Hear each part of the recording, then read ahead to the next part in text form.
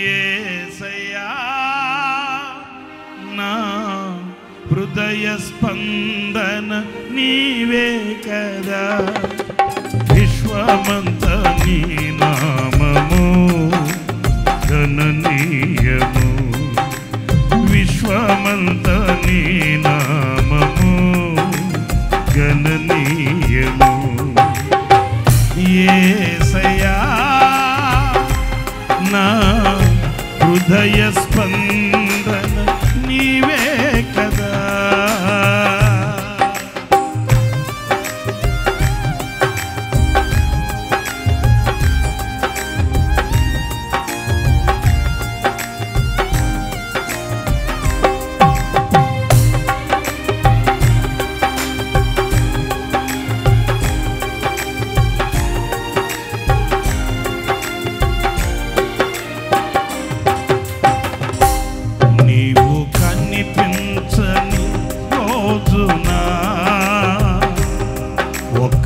క్షణమొక యుగముగా మారేనే,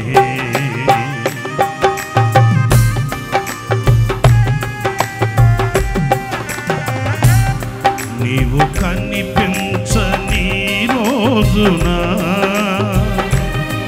ఒక క్షణమొక యుగముగా మారేనే, నీవు నడిపించిన యుగాల తలపు మది నిండెనే, నీవు నడిపించిన రోజున యుగ యుగాల తలపు మది నిండెనే, యుగ యుగాల తలపు మది నిండెనే. యేసయ్యా నా హృదయ స్పందన నీవే కదా.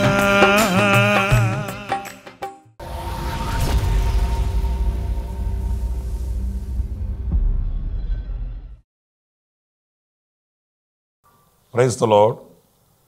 ప్రభు అయిన యేసు క్రీస్తు ప్రశస్త నామంలో మీ అందరికీ హోసన్నా మినిస్ట్రీస్ తరపున హృదయపూర్వకమైన వందనాలు తెలియపరుస్తున్నాను. ప్రభు మిమ్మల్ని ఆశీర్వదించి దీవించునుగాక. ప్రియులారా, గతించిన మాసమంతయు కూడా ఆశ్చర్యకరుడైన దేవుడు ఆరోగ్యకరమైన రెక్కల నీడలో దాచి కృపను అనుగ్రహించి ఈ జూలై నెల మొదటి దినాన ఈ రీతిగా సజీవులుగా ఆయన సన్నిధిలో నిలిచేటట్లు ఆశ్చర్యకరుడైన దేవుడు కృప చూపించాడు. అందుకు దేవునికి మహిమ కలుగుగాక. గతించిన మాసమంతయు ఒక్కొక్క దినాన అనుదిన కృపచేత మనల్ని పోషిస్తూ ఆయన రెక్కల నీడలో దాచి కాచి భద్రపరిచి ఈనాడు సజీవులుగా ఆయన సన్నిధిలో మరొక్కసారి ఆయన వాక్య ప్రక్షాళనలో బలపరచబడడానికి ప్రభు చూపిన కృప కొరకై ఆయనకి ఎంతైనా కృతజ్ఞులం, ఆయనను స్తుతించబద్ధులం. పరిశుద్ధ గ్రంథంలో నుంచి పూట ఓ చక్కటి మాట మనం చదువుదాము. 119వ కీర్తన 74వ వాక్యాన్ని నేను చదువుతున్నాను, జాగ్రత్తగా చూడండి. నీ వాక్యము మీద నేను ఆశ పెట్టుకొని ఉన్నాను, నీ యందు భయభక్తులు గలవారు నన్ను చూచి సంతోషింతురు. ప్రియులారా, ఈ వాక్య భాగంలో నేను మీతో చెప్పాలనుకున్న మాట ఏంటంటే, నీ వాక్యము మీద ఆశ పెట్టుకొని ఉన్నాను అనే మాట. ఎందుకంటే మనకెన్నో ఆశలు మన హృదయంలో ఉంటాయి. ఎందరి మీదనో మనం ఆశలు పెట్టుకొని ఉంటాం. ఆప్తులైన వాళ్ళు, స్నేహితులైన వాళ్ళు, శ్రేయోభిలాషులైన వాళ్ళు మనకు ఏదో తెస్తారు, ఇస్తారు, వస్తారు అనే ఆశలు మనకుంటాయి. ఇంకా మనకు లోకంలో కొన్ని అవసరతలు ఉంటాయి, వాటి కొరకు దేని మీదనో ఆశలు పెట్టుకొని ఉంటాం. మరి ఇక్కడ దేవుని వాక్యం మీద నేను ఆశ పెట్టుకొని ఉన్నాను అని ఈ కీర్తనాకారుడు చెప్పడంలో ఆంతర్యం లేకేమీ కాదు. ఎందుకంటే దేవుని వాక్యం ఏం కలుగు చేస్తుందని, దేవుని వాక్యం మీద ఈయన ఆశ పెట్టుకుని ఉన్నాడు అనేది కనుక మనం ఆలోచిస్తే చాలా విషయాలు మనకు లభ్యమవుతాయి పరిశుద్ధ గ్రంథంలో. నేను మొదటిగా ఒక వాక్యాన్ని నేను మీకు చదివి వినిపిస్తాను. అది 17వ కీర్తన 4-5 వాక్యాలు నేను చదువుతున్నానండి. మనుషుల కార్యముల విషయమైతే బలత్కారుల మార్గముల తప్పించుకొనుటకై నీ నోటి మాటను బట్టి నన్ను నేను కాపాడుకొని ఉన్నాను. ప్రియులారా చూడండి, నన్ను నేను నీ మాటలను బట్టి కాపాడుకొనుచున్నాను అంటే ఆయన మాటలు లేక దేవుని వాక్యం అనేది మనల్ని కాపాడేది. ఆ మాటలను బట్టి మనల్ని మనం కాచుకోగలుగుతాం, కాపాడుకోగలుగుతాం. దేవుని వాక్యం అనేది ఏదో మనల్ని బలపరచడానికి, దీవించడానికి, శ్రేష్టమైన ఈవులకు మనల్ని చేరువ చేయడానికి మాత్రమే కాదండి. ఈరోజు మనం బట్టగట్టి బైబిల్ పట్టి బజార్లో కనబడుతున్నాము అని అంటే, శ్రేయస్కరమైన దీవెనలతో మనం సాక్షిగా ఉన్నాము అని అంటే, ఒక నెల గతించింది, మరొక మాసంలోనికి మనం అడుగు పెట్టాము అని అంటే, మనం ఆలోచించవలసింది మన శక్తి, మన భక్తి, మన బలం, మన ధనం కానే కాదండి. దేవుని వాక్యం మన అంతరంగంలో ఉన్నందుచేత, దేవుని వాక్యం మన ఎదుట సజీవమై ఉన్నందుచేత ఏ అపాయంలోనికి మనం జారిపోకుండా, ఏ విపత్తుల మన మీద విరుచుకుపడకుండా, ఏ నాశనం మన కుటుంబం యొక్క గుమ్మం తొక్కకుండా ఆ వాక్యం మనల్ని కాపాడుతుంది. ఆ వాక్యము చేత మనల్ని మనం కాపాడుకోగలుగుతున్నాము అనే విషయాన్ని గుర్తించాలి.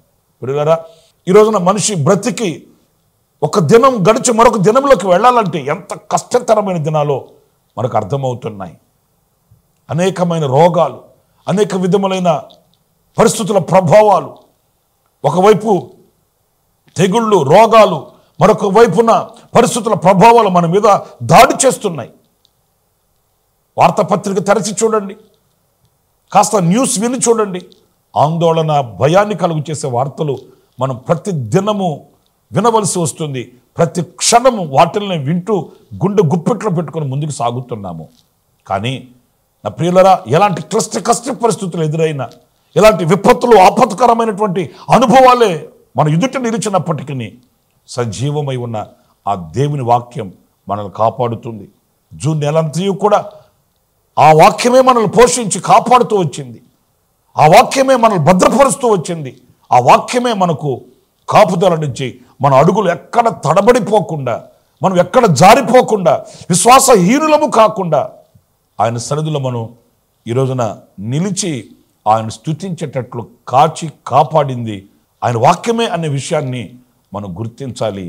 ఆ దేవుని వాక్యాన్ని యొక్క ప్రాముఖ్యతను మనం గమనించాలి. అందుకే కీర్తనాకారుడు, నీ వాక్యము మీద నేను ఆశ పెట్టుకొని ఉన్నాను, ఎందుకంటే ఆ వాక్యమే కదా నన్ను కాచి కాపాడుచున్నది అనే భావన ఈ దైవజనుని హృదయంలో మనం చూస్తాం.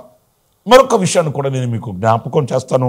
అదేంటి అనంటే, మనం 19వ కీర్తన 8వ చరణంలో మనం గమనించినప్పుడు, యెహోవా ఉపదేశములు నిర్దోషమైనవి, అవి హృదయమును సంతోషపరచును. యెహోవా ఏర్పరచిన ధర్మము నిర్మలమైనది, అది కనులకు వెలుగునిచ్చును. పిల్లలు చూడండి, యెహోవా ధర్మము, యెహోవా ఉపదేశము అంటే దేవుని వాక్యం, అది నిర్దోషమైనదంట, హృదయానికి సంతోషాన్ని ఇస్తుందంట, నిర్మలమైనదట. అంత మాత్రమే కాదు, మన కనులకు వెలుగునిచ్చేటిది. మన కనులకు వెలుగునిస్తుందంట. మన కనులకు వెలుగు లేకపోతే ఏమవుతుంది? చీకటి. చీకటిలో ఏం చేస్తున్నామో మనకు తెలియదు. చీకటిలో ఎవరితో మాట్లాడుతున్నామో మనకు తెలియదు. చీకటిలో ఎవరొచ్చి మన ఎదుట నిలిచారో మనకు తెలియదు. తల్లికి చెల్లికి తేడా మనకు తెలియదు. మనం ఎక్కడ ఉన్నామో, ఏం చేస్తున్నామో అనే అయోమయంలో మనం ఉండవలసి వస్తుంది. చీకటి అనేది ఒక చేదైన అనుభవం అండి. చీకటిలో దుఃఖం, ఆందోళన, భయం కలుగుతుంది. మరి ఆ చీకటి మనల్ని ఏలుబడి చేయకుండా, ఆ చీకటిలో మనం కృంగిపోకుండా, ఆ చీకటి మనకు చేరువై మనల్ని హరించకుండా దేవుని వాక్యం మన కన్నులకు వెలుగునిస్తుంది.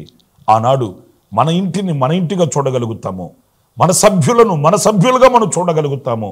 ఎవరితో మాట్లాడుతున్నాం, ఎవరితో నిలిచి ఉన్నాం, ఎక్కడ మనం నిలిచి ఏం చేస్తున్నామనే వివేకము, ఆలోచన మనకు కలుగుతుంది. ప్రియ సహోదరులారా, కనులు మూయబడినప్పుడు, కనులకు వెలుగు లేనప్పుడు బ్రతుకుగా కాదు, కానీ అదొక కష్టతరమైనటువంటి అనుభవాలలో బ్రతుకుని ఈడ్చుకొని వెళ్ళవలసి వస్తుంది. మీకు చాలాసార్లు నేను దేవుని వాక్యం ప్రకటించేటప్పుడు చెప్పి ఉంటాను. అదేంటంటే, ఐగుప్తులో చీకటి కలిగింది, వాళ్ళ హృదయాలలో ఆందోళనతో ఆ బ్రతుకులు, ఆ కుటుంబాలు అల్లాడిపోయాయి, తల్లడిల్లిపోయాయి. ఈనాటికి ఆ ఐగుప్తులో ఆనాడు వాళ్ళు చీకటిలో బ్రతుకుతున్నట్లుగానే ఈనాటికి అనేక మంది చీకటితో చెలిమి చేస్తున్న వాళ్ళు కనబడుతున్నారండి. ఆ చీకటిలోని సంపాదించుకోవడం, ఆ చీకటిలోని బ్రతుకుని వెళ్ళబుచ్చుకోవడం, నెమ్మది లేక, విశ్రాంతి లేక, ప్రశాంతత లేక కనులు మూయబడిన అనుభవాలలో నా ప్రియమైన సహోదరుల జీవితంలో ఉండవలసిన రమ్యతను కోల్పోతున్నటువంటి బ్రతుకుల్ని ఎన్నో కుటుంబాలు మనం చూస్తున్నామండి. ఇదిగో ఉదయముననే నేను నీ వాక్యం కొరకు ఎదురు చూస్తున్నాను, కనిపెట్టుకుని ఉన్నాను అని దైవజనుడు చెప్పటంలో ఉన్న ఆంతర్యం ఏంటంటే, ఆ వాక్యము మన కనులకు వెలుగునిస్తుంది. అది నిర్మలమైనది, నిర్దోషమైనది కనుక ఆ కనులు వెలిగింపబడినప్పుడు కుటుంబమైన, వ్యక్తిగత జీవితమైన ఆశీర్వాదకరంగా ఉంటుంది, దీవెనకరంగా ఉంటుంది, ఫలభరితంగా ఉంటుంది. మరొక మాటను కూడా నేను మీకు జ్ఞాపకం చేస్తాను. అది పేతురు రాసిన మొదటి పత్రిక 2వ అధ్యాయం 2వ వాక్యాన్ని నేను చదువుతున్నానండి.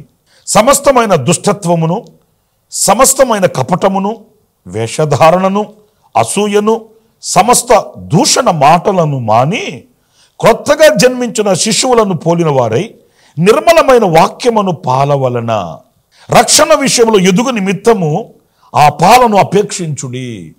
రక్షణ విషయంలో ఎదుగు నిమిత్తం ఏం అపేక్షించాలంట? నిర్మలమైన పాలు అనే దేవుని వాక్యాన్ని, దేవుని వాక్యం అనే నిర్మలమైన పాలను మనం అపేక్షించాలంట. ఎందుకంటే రక్షణ విషయంలో ఎదుగు నిమిత్తం అంటే ఈ వాక్యం అనే పాలకు పోల్చిన ఈ వాక్యం మనకు ఎదుగుదలని ఇస్తుంది. ఒక చిన్న బిడ్డ ఎలాగైతే పుష్టికరమైనటువంటి, నిర్మలమైనటువంటి ఆ పాలని అపేక్షించినప్పుడు ఎలా బలాన్ని పొందుకుంటాడో, ఎదుగుదలకి ఆ పాలు అతనికి ఎలా తోడ్పడతాయో, అలాగే వాక్యం కూడా. వాక్యాన్ని మనం ధ్యానించాలండి, వాక్యాన్ని మనం తలపోసుకోవాలి, వాక్యాన్ని చదవాలి. ఏదో ఆదివారం ఆరాధనకు వెళ్ళినప్పుడు మాత్రమే కాదండి, లేకపోతే ఏదో శ్రమలు, కష్టాలు, నష్టాలు, వ్యాధులు, వ్యధలు, బాధలు అవి వచ్చినప్పుడు మాత్రమే కాదండి. కొందరికి ఈ అలవాటు ఉంటుంది.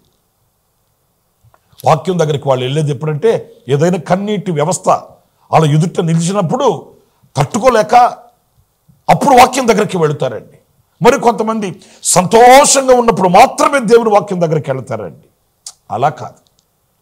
కీర్తనల ముఖద్వారంలోనే మనం చదువుతాం, కీర్తనల గ్రంథంలో యెహోవా ధర్మశాస్త్రమునందు ఆనందించుచు దివారాత్రులు దానిని ధ్యానించాలి అనే మాటలు మనం చదువుతాం. దివారాత్రులు పడుకున్న, లేచిన, కూర్చున్న, నడిచిన మన ధ్యానం ఆ వాక్యమై ఉండాలి. అప్పుడు మనకు ఎదుగుదల కలుగుతుంది, అంటే బలము కలుగుతుంది, ఆధ్యాత్మికంగా మనం ఎదగగలుగుతామండి. ఒక కొత్తగా పుట్టిన శిశువు వలె అలాగే ఉండిపోవడం కాదు. వాక్యం అనే నిర్మలమైన పాల చేత ఆధ్యాత్మికమైన వృద్ధి మనలో కలగాలి. విశ్వాసములోను, నిరీక్షణలోను, ప్రేమలోను, పరిశుద్ధతలోను ఎలాగున ఒక్కొక్కటి మనం ధ్యానించినప్పుడు గతం కంటే ఇప్పటికంటే రేపటి రోజున ఆ పురోగతి, ఆ ప్రగతి మనలో కలుగుతుందండి. ఆధ్యాత్మికంగా నిన్నటికి ఈ రోజుకి ఆ ప్రగతి, ఆ మార్పు, ఎదుగుదల లేకపోతే ఈ రోజున ప్రభు మనకు ఎందుకు ఇచ్చినట్టు మనం ఆలోచించాలి. నా ప్రేమ సహోదరులారా, ఈరోజు అనేక మంది రక్షింపబడిన వాళ్ళు ఆ రక్షణలోనే ఆ మొట్టమొదటి దినములలో ఎలాంటి అనుభవాలు కలిగి ఉన్నారో అక్కడే ఉండిపోతున్నారండి.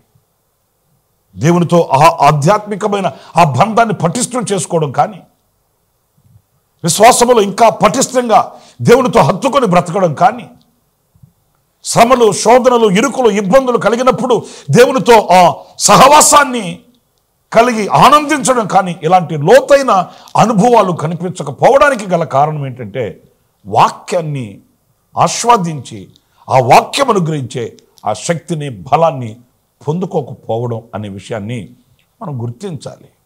కనుక నా ప్రియమైన సహోదరులారా, నీ వాక్యం మీద నేను ఆశ పెట్టుకుని ఉన్నాను. ఎందుకంటే ఆ వాక్యం మనల్ని ఎదిగిస్తుంది, మనం ఎదిగే శక్తిని మనకు ప్రసాదిస్తుంది. నేను 3 విషయాలు మీతో చెప్తూ వచ్చాను. వాక్యం మనకు కాపుదలనిస్తుంది, వాక్యం మనకు వెలుగునిస్తుంది, వాక్యం మనకు బలమునిచ్చి ఎదిగిస్తుంది అనే విషయాన్ని మనం గుర్తిస్తున్నాం. కనుక వాక్యం మీద ఆశ పెట్టుకుందాం, వాక్యాన్ని చదువుదాం, వాక్యాన్ని విందాం. ప్రతిదినం ఈ అనుదిన కృప అనే సందేశాలని మీకు చేడులో ఉన్న ఆంతర్యం కూడా అదే. ప్రతిదిన వాక్యాన్ని కొంతసేపు అయినా మీరు ధ్యానిస్తారని, ఈ వాక్యాల్ని విని విడిచిపెట్టడం కాదు, ఈ దినమంతా ఈ వాక్యాన్ని ధ్యానిస్తూ ఉండండి. వాక్యాన్ని ధ్యానించండి, ఆ శక్తి మీరు పొందుకుంటారు. శక్తి కలిగిన క్రైస్తవులుగా ప్రభు కొరకై నిలబడగలుగుతారు. ఆ రీతిగా నిర్ణయం తీసుకుందాం. గతించిన మాసమంతయు కాచి కాపాడిన దేవుడు ఈ నెలంతయు కూడా ఆయన ఆరోగ్యకరమైన రెక్కల నీడలో దాచి కాచి కాపాడినట్లు అప్పగించుకుందాం. జీవాధిపతి అయిన ప్రభువా, మీకు వందనాలు చెల్లిస్తున్నాను. గొప్ప దేవుడవు, మహోన్నతుడు, మహోపకారివి. ఇదిగో ఈ జూలై నెలలో నైనా మొదటి దినాన మీ సముఖంలో మేము చేరి స్తుతించడానికి ఇచ్చిన కృప కొరకానికి స్తోత్రాలు చెల్లిస్తున్నాను. గతించిన మాసమంతయు ప్రతిదినం వాక్యం చేత మీరు మమ్మల్ని పోషించారు నాయన, మమ్మల్ని నడిపించారు స్వామి, మమ్మల్ని తృప్తిపరచారందుకు నీకు స్తోత్రాలు చెల్లిస్తున్నాను. ఈ మాసమంతయు కూడా మీ కౌగిలిలో మమ్మల్ని భద్రపరిచి దీవించి క్షమాభివృద్ధిని కలిగించి ఇదిగో వాక్యమును మేము హత్తుకొని బ్రతకడానికి సహాయం చేయండి. మా పితరుడు పలికిన మాటల్ని జ్ఞాపకం చేసుకున్నాము. మీ వాక్యమందు ఆశ పెట్టుకొని ఉన్నాడు నాయనా, ఎందుకని అనేది వాక్యంలో మేము ధ్యానిస్తూ వచ్చాం. వాక్యము మమ్మల్ని కాపాడుతుంది గనుక, వాక్యము మా కనులకు వెలుగునిస్తుంది గనుక, వాక్యము మాకు శక్తినిచ్చి మమ్మల్ని ఎదిగిస్తుంది గనుక, అలాంటి ఆశ మేము కూడా కలిగి ఉండడానికి కృప చూపించి మీ వాక్య ధ్యానములో మేము బలవంతులమవుటకు కృపను అనుగ్రహించమని మమ్మల్ని ఒక్కొక్కరిని మీ చేతులకు సమర్పించుకుంటూ యేసు నామములో ప్రార్థించి వేడుకొనుచున్నాను తండ్రి, ఆమేన్, ఆమేన్. ప్రభు మిమ్మల్ని ఆశీర్వదించి దీవించునుగాక. విశేషమైన కృప ఈ దినమంతయు నా దేవుడు మీకు అనుగ్రహించునుగాక. అలాగే ఈ అనుదిన కృప అనే ఈ క్లుప్త సందేశాలని అనేకులకు పరిచయం చేయండి, అనేకులకు తెలియపరచండి. ఆ దీవెనలో మీరు కూడా పాలు పొందాలని ఆశిస్తూ ప్రార్థిస్తూ ప్రభు మిమ్మల్ని దీవించాలని కోరుకుంటున్నాను. ఆమేన్. ప్రతి దినము ఈ అనుదిన కృప అనే సందేశాల కొరకు, ఇంకా మరిన్ని ఆత్మ సంబంధమైన సందేశాల కొరకు ఈ మా యూట్యూబ్ ఛానల్ ని సబ్స్క్రైబ్ చేసుకోండి. Pastor Ramesh hosanna ministries.